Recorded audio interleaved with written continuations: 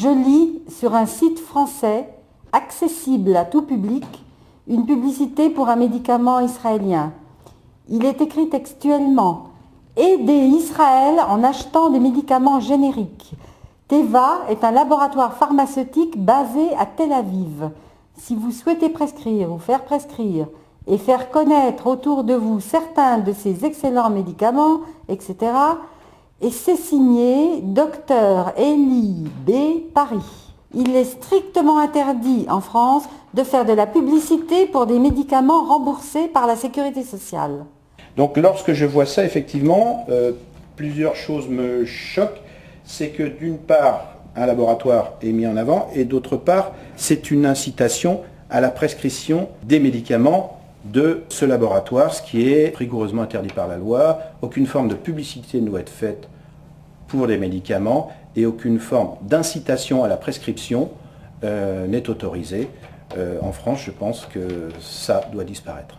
Un médicament générique, c'est un médicament absolument identique à un médicament d'origine de marque. C'est-à-dire que c'est une copie d'un médicament qui existe déjà, dont un laboratoire a déposé un brevet dessus depuis plus de 20 ans.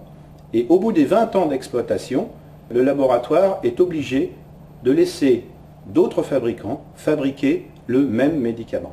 Lorsqu'une firme découvre une molécule, en général, il dépose un brevet. Ce brevet, il est valable 20 ans. Et après les 20 ans, il tombe dans ce qu'on appelle le domaine public.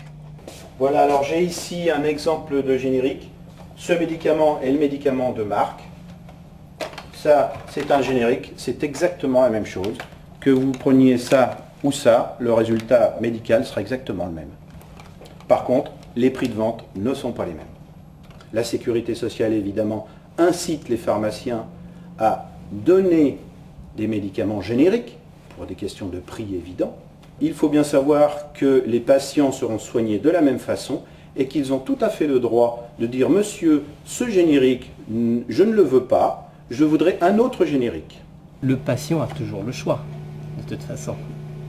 Il a toujours le choix. Nous, on n'impose pas.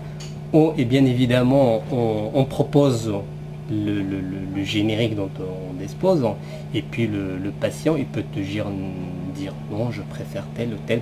Ça, c'est rare, mais ça arrive quand même. Je refuse d'aider Israël et je refuse d'acheter ces médicaments Teva.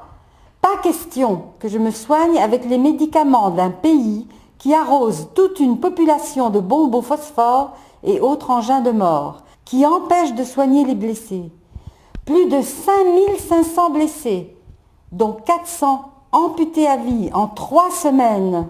Une pub pour Teva, des médicaments israéliens, alors qu'Israël impose depuis 2 ans un blocus qui fait un nombre incalculable de morts. Parmi les malades, cancéreux, les Palestiniens sous dialyse et les personnes cardiaques. Sans parler de ces mères qui accouchent, parfois de fœtus morts, aux centaines de checkpoints, ces barrages de l'armée d'occupation israélienne en Cisjordanie. Barrages qui empêchent, depuis des dizaines d'années, les Palestiniens de circuler normalement sur leur terre et même de se rendre à l'hôpital quand ils sont dans un état critique. Il n'est pas question que je me rende complice de ces criminels de guerre. Pas un sou pour Teva.